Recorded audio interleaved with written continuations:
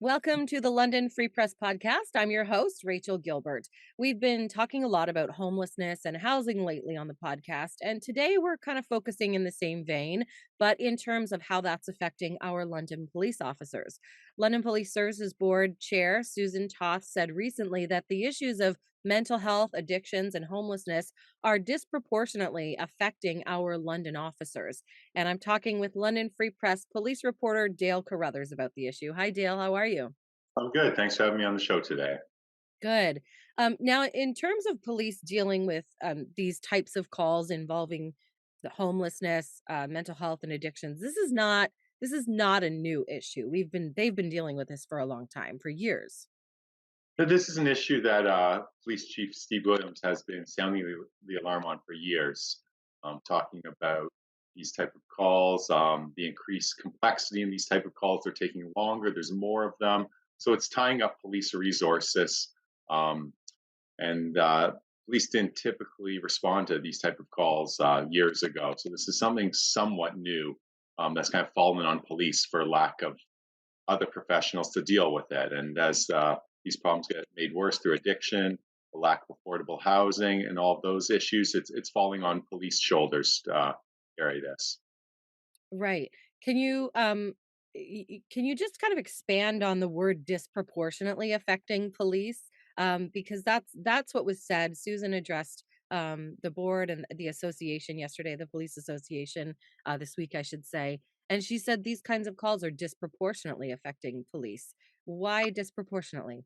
Well, I mean, who else is someone going to call when, say, there's someone experiencing a mental health crisis or high on drugs in the street, say, waving around a big stick or something, right? You're going to call the police. They're going to have to come out and deal with it. There really isn't anyone else to deal with it. There's frontline mental health services and homeless services, but they often can't deal with these calls. Because there's a potential for violence, so you need a police officer to handle these.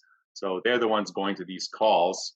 Um, Police released some stats last year, and the highest priority calls, which are calls for emergencies or life-threatening situations or crimes in progress, we're up 27% in a 6-year period. Mm, And so they said that's making wait times longer for other police calls. It's leading to officer burnout. They're spending hundreds of thousands of dollars a year in overtime costs, and it's leading to situations where police can't have the minimum number of officers required to be on shift under their collective agreement. So it's having all of these kind of spin-off effects of the burden falling on police and dealing with homelessness and addiction, mental health, those type of mhm. calls. Do police are they given any training? They've been dealing with this for several years now, or many years now. Are they given any training to deal with these types of calls, or is this kind of new to them? I I think the training is if you're a frontline officer, you're dealing with it on a daily basis, right? There would be some training through the Ontario Police College, and but it's trial by fire. You're dealing with it every day. If you're a frontline officer, and that's who the burden's falling on. It's the frontline officers. There was a last year there was a non-confidence vote against Chief Steve Williams, and one of the grievances that officers who voted against the chief aired was that um, frontline officers were being burnt out by the unrealistic expectations being placed on them. And so that's who this is falling on. It's not the homicide detectives, um, forensic investigators, officers working in the child exploitation unit. It's frontline officers. These are beat cops. These are the cops you see walking around. These are the cops you see speaking to homeless people. These are the cops you see responding to calls about break-ins, those type of things. The frontline Mm, officers, and that's the bulk of London police officers. They are on general patrol. Generally, the younger guys uh, too. sure. Can you talk about maybe a typical call? And I don't know how much you would know, but certainly you're in contact with the police a lot. Um, Talk about a typical call, maybe involving someone who is homeless and in crisis at the moment, or someone who has mental health issues and is in crisis, and the police are called. What do they do? Where do they take them? And what happens in the end? Like how do they get them some help? Okay, yeah, this might not necessarily be a typical call, but this is one that I know about through the court system that just showed the complexity of the type of calls London police can deal with sometimes. There was a woman Mhm. named Deborah Christjohn. She was from the Oneida of the Thames First Nation, and police received a call that she was trying to get into vehicles in the East End, and she was suspected to be high on drugs. And so they went out to the scene. As they're going to the scene, they saw that they had dealt with the same woman the day before. She was high on drugs at the time, and they had taken her to the hospital, and then she had been released. So they go out and they arrested her again. She was high on crystal meth, and an officer had her in her custody, and he was transferring her to the OPP because she had an outstanding warrant by the OPP. She's high in crystal meth, and she starts to go into medical distress, according to what we heard in court, while she was in this officer's custody. And he transferred her to the OPP, and her condition continued to deteriorate. She went to the hospital and died. But and he's been convicted in that case, though it is under appeal. And it just showed the complexity of the call in the sense that you are dealing with someone who's high in crystal meth, someone they had just dealt with yesterday. Mhm. She's wanted by another police service. If you were to bring her to the hospital, that could eat up the rest of your shift while you sit there. So the Crown alleged that this officer was just trying to shift officers. Mhm. So that's a predicament police might not deal with every day, but there'll be similarities there, dealing with people who are in a vulnerable state, right? These Mhm. officers have these people in their custody are responsible for their lives. And these are people who are often sick, they are intoxicated, they could be going through withdrawal. So there's a lot of issues here. And the police union has raised this concern before, saying we're dealing with the most vulnerable people. And if something goes wrong, we're the ones who are on the line here. We could be criminally charged. We could face civil lawsuits. So it's easy to Sure. sit back and blame police, but they're dealing with just a very complex situation on a daily basis. Absolutely. I mean, all of these homelessness, mental health, addictions, they're all complex issues. And when you don't have somewhere else to take them for supports, yeah, it would fall on the officers. So let's talk about burnout because a lot of the officers, certainly the Police Services Board and the union has said, I mean, officers are dealing with complete burnout. So have you talked to any officers? Can you tell me a little bit about how they're feeling and what they're doing to help themselves to get support themselves, if anything? Yeah, well, London's deputy police chief, Stu Betts, gave the police service board, I believe it was last year, and he said at any given time, typically 10% of the London police force is off on some sort of leave. So that could be related to mental health, could be related to sickness, could be maternity, could be paternity, but that's 1 in 10 police employees is off the job. He said many of them won't ever come back. So that's a big issue when you have 10% of your workforce off at any given time. Sure. To fill that hole, you have to have people pick up extra shifts through overtime, things like that. And the more police work, the more likely they are to be burned out. So it's a constant problem, not just in London, but these services across the country. And London's a lean police service. They've been approved to hire 52 additional officers, and they say those officers are much needed to kind of relieve the pressure on these frontline officers who are facing these increased demands. So the Mhm. 52 officers, if they get final approval from City Council, will be hired over a multi-year term, and we'll see if that helps. But I mean, the calls for service are only increasing, so there's gonna be pressure no matter what. You can't really hire your way out of this.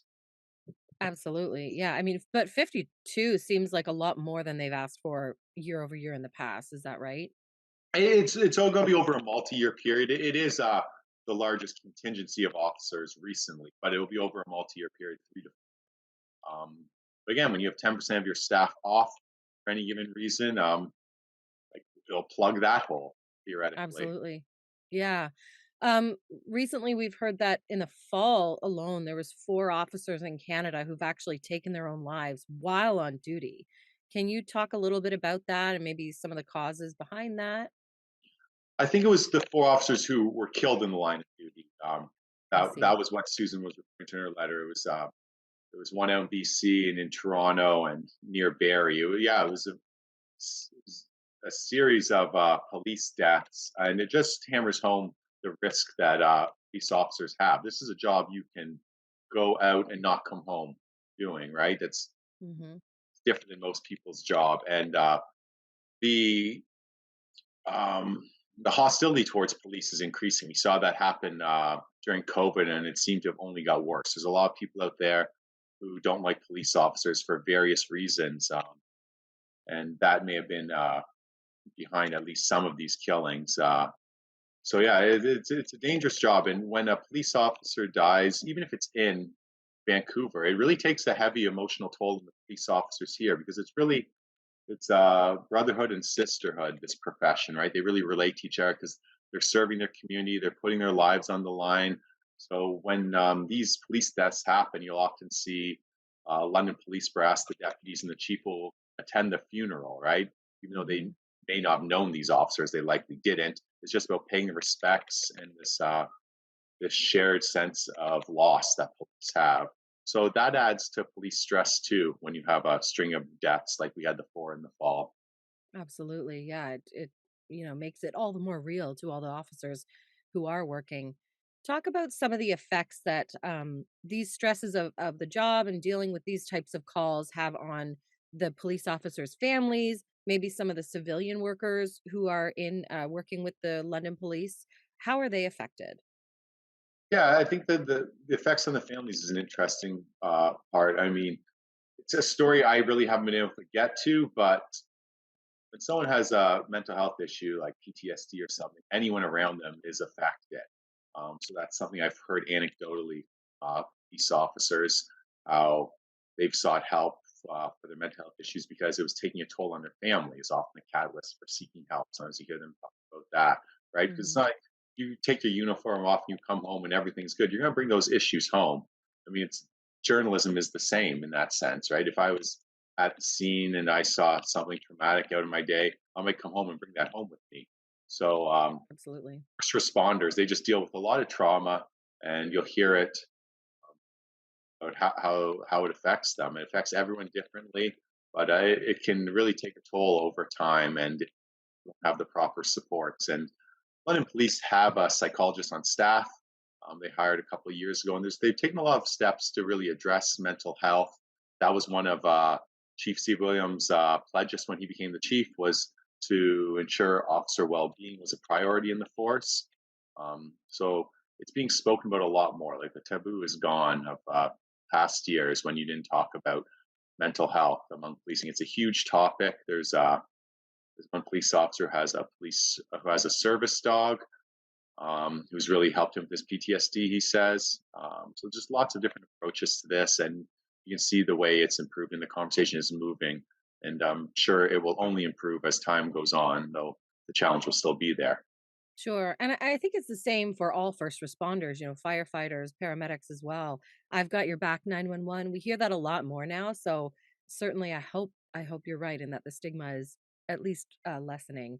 Um, as you mentioned, Chief Williams is really championing this and trying to find solutions so that officers don't have to deal with these types of calls as much.